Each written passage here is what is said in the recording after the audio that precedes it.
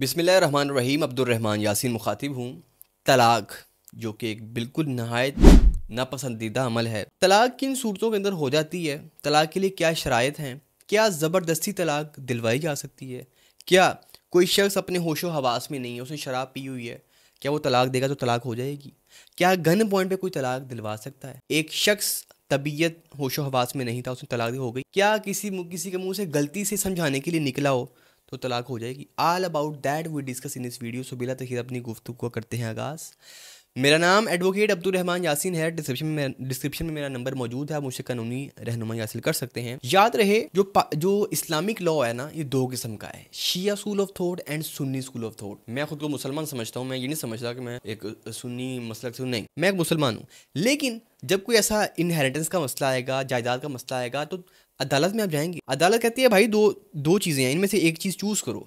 आप सुन्नी हो कि शिया हो, एक चूज़ करनी ही पड़ेगी। आप ना इन कंट्रोवर्सियों में पढ़ें शिया सुन्नी में, लेकिन आप मुसलमान हैं, मैं भी मुसलमान हूँ।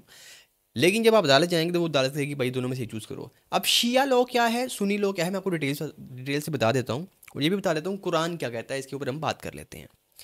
याद रहे मेरे दोस्तों, पहले हम बात करते हैं सुन्नी स्कूल ऑफ थॉट की, कि आपने अगर 3 बार तलाक बोल दिया, अपनी बीवी को आपने दे दी तलाक 3 दफ़ा, एक ही दफ़ा बोल के, तो वो कंसीडर होगी कि तीनों तलाक कंप्लीट हो गई। अब कोई गुंजाइश मौजूद नहीं है रिकन्सिलिएशन की, आप दोबारा आपस में पैचअप नहीं कर सकते।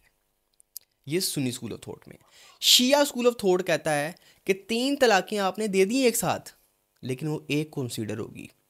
इस्लाम क्या कहता है मैं आपको एंड पे बताऊंगा, कुरान पाक, अपना बुखारी शरीफ, मुस्लिम शरीफ में साबित करूंगा क्या राइट है क्या रॉन्ग है, बिला किसी तफरीक के बगैर, शिया सुन्नी के तजाद के। लेकिन अभी ये सूरत सुनिए, कानून क्या है।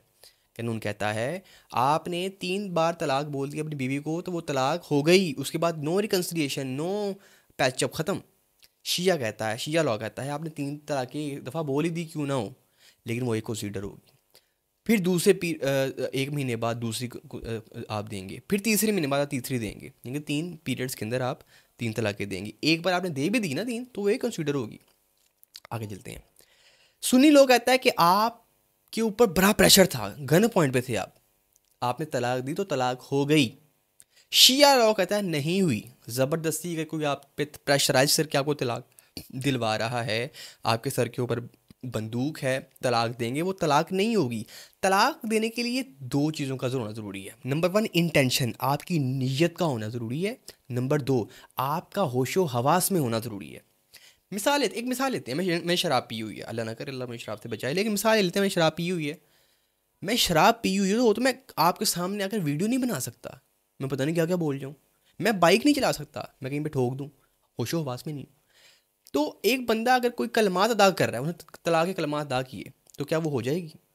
सुन्नी लोग कहता है हो गई, शिया लोग कहता है नहीं होगी, आप अपने होशो हवास में नहीं है, आपके ऊपर बंदूक है, नहीं होगी, जोर ज़बरदस्ती तलाक नहीं हो सकती। नंबर 3, क्या आप होशो हवास में नहीं है, तलाक हो जाएगी? सुन्नी लोग कहता है आपने शराब पी हुई हो, आप होशो हवास में ना हो, आपको बुखार हुआ हो, आपका दिमाग आउट ऑफ कंट्रोल हुआ हो, आपने अगर एक दफ़ा मुंह से तलाक का लफ्ज़ निकाल दिया, तलाक हो गई। शिया लोग कहता है भाईजान होशो हवास में होना ज़रूरी है, होशो हवास में नहीं है, आप 100 दफ़ा बोल दें तलाक नहीं होगी। मैंने आपको 3 चीज़ें बताई। ज़बरदस्ती तलाक हो सकती है, सुन्नी लॉ में हो गई। शिया लोग कहता है नहीं होगी। नंबर 2, क्या गन पॉइंट पे तलाक हो जाएगी? सुन्नी लोग कहता हो जाएगी, शिया लोग कहता नहीं होगी। अब मेन क्वेश्चन ये है कि तलाक का तरीकाकार क्या है। जो तलाक की एहसन है ना, जो नबी पाक ने तरीकाकार बताया वो यही है, आपने एक तलाक देनी है, 1 महीने बाद 1 महीना वेट करना है आपने, एक पूरा पीरियड जो पीरियड होता है ना, जो औरतों को आते हैं, आपने वेट करना है। उसमें अगर आपका पैचअप हो सकता है तो पैचअप कर लेना आपने, वहीं पे आपकी सुलह हो जाएगी। फिर दूसरी तलाक देनी है, फिर वेट करना है 1 महीना, फिर तीसरी देनी है। ये रिकन्सिलिएशन का पीरियड है, मैंने आपको ये बताया। अब इस्लाम क्या कहता है, मौलवियों के चक्करों में मत पीजिए। अगर आप इस सिचुएशन से गुजर रहे हैं तो मौलवियों के चक्करों में ना पड़िएगा, आप पागल हो जाएंगे। इस्लाम क्या कहता है मैं आपको सिंपल बता देता हूँ, मैं अपने खुद से नहीं बताऊँगा। यहाँ पे क्या है, यहाँ पे हज़रत अब्बास रवायत करते हैं रसूलुल्लाह सल्लल्लाहु अलैहि वसल्लम के दौर में, और सैयदना अबू बकर के दौर में, और सैयदना उमर के इब्तदाई ज़माने तक 3 तलाक़ें एक समझी जाती थी। ये कहाँ लिखा है? मुस्लिम, सही मुस्लिम, जो सहा सत्ता है ना, 6 किताबें जो हैं, बुखारी, मुस्लिम, तिरमिज़ी, इब्न माजा, सुनन नसाई, अबू दाऊद, जो सेकंड नंबर पे किताब आती है, सही जो किताब है, सही मुस्लिम, वो कह रही है कि 3 तलाक़ें अगर आपने दी नबी पाक के दौर में तो वो एक समझी जाती थी। इट्स मीन कि आप 100 बार भी बोल दें वो एक तलाक कंसीडर होगी। तलाक 3 महीनों में कंसीडर होती है, ठीक है। उसके बाद क्या गवाहों का होना ज़रूरी है?